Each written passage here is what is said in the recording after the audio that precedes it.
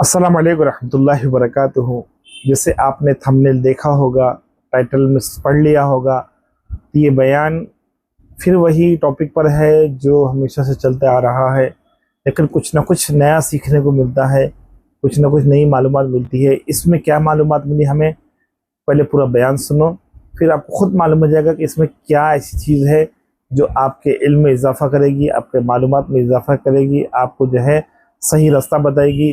सही क्या है गलत क्या है वो आपको खुद मालूम हो जाएगा। अब देखो, इस पे सुनो आप।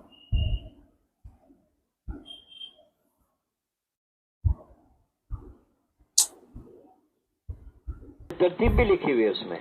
क्या यहाँ मसला तो यहीं से बिगड़ा। कहाँ से बिगड़ा?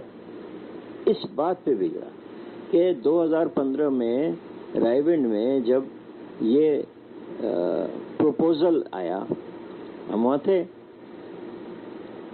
कि हजरत की जो शूरा थी 10 आदमियों की, अब आप 2 हजरात रह गए हैं, तो इसकी तकमील होनी चाहिए। सब आप लोग 10-10 नाम लिख दें, ये कहा भाई फारूक साहब ने, बंगलोर वाले।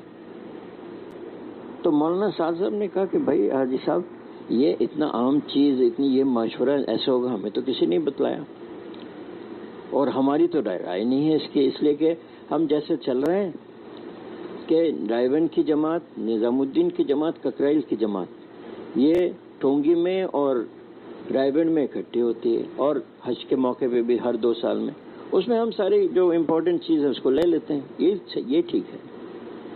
तो उस पर कुछ लोग आए थे दिल्ली से, जो पहले कभी नहीं उनको हमने देखा मशवरे में, उन्होंने शोर मचाना शुरू किया, तो मशवरा मुलतवी हो गया। दूसरे दिन हम 3 साथियों को उन्होंने अलहदा किया कि भाई ये शूरा बनी है, आप 3 का भी नाम है, आप इसमें दस्तखत कर दें। तो हमने कहा कहाँ दिखाइए।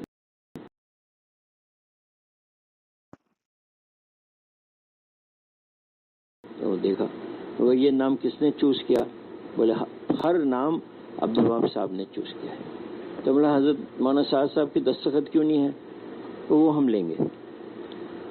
तो हमें ज़रा शक हुआ, तो उन्होंने कहा भाई अभी हम दस्तखत नहीं करेंगे, और फिर हम 3-4 हैं, हमारे बाकी शुरा बांग्लादेश में है, इसलिए अभी हमने एराज कर लिया।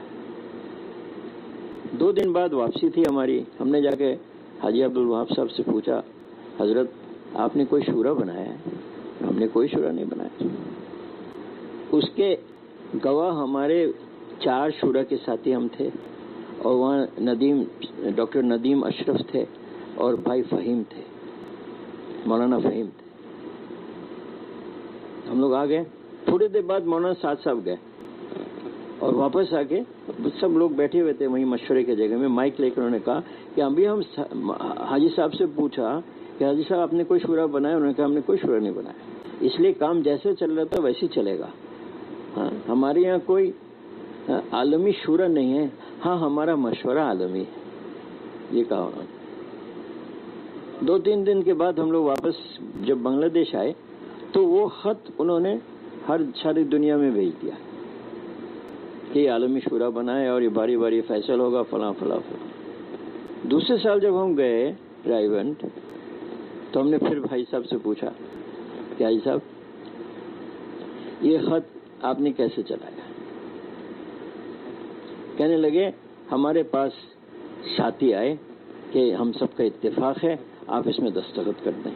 वहाँ उन्होंने कहा कि हर नाम हाजी साहब ने चुन चुन कर कहा है, और यहाँ कह रहे हैं, हाजी साहब कह रहे हैं कि हमारे पास आए, कहने के सबके इत्तेफाक है, इसलिए आप दस्तखत कर दें। हमने दस्तखत कर दिया दूसरे दिन। हालांकि हमारी पूरी शूरा थी, हमसे कोई ने पूछा।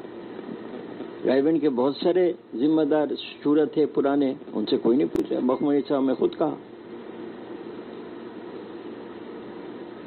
तो फिर हमने कहा साहब आपका लिखा हुआ है, आप लोगों के दस्तखत है कि कोई भी अहम चीज रायविंड में या निजामुद्दीन में अगर करनी है तो सबकी बाहमी इत्तेफाक होनी चाहिए।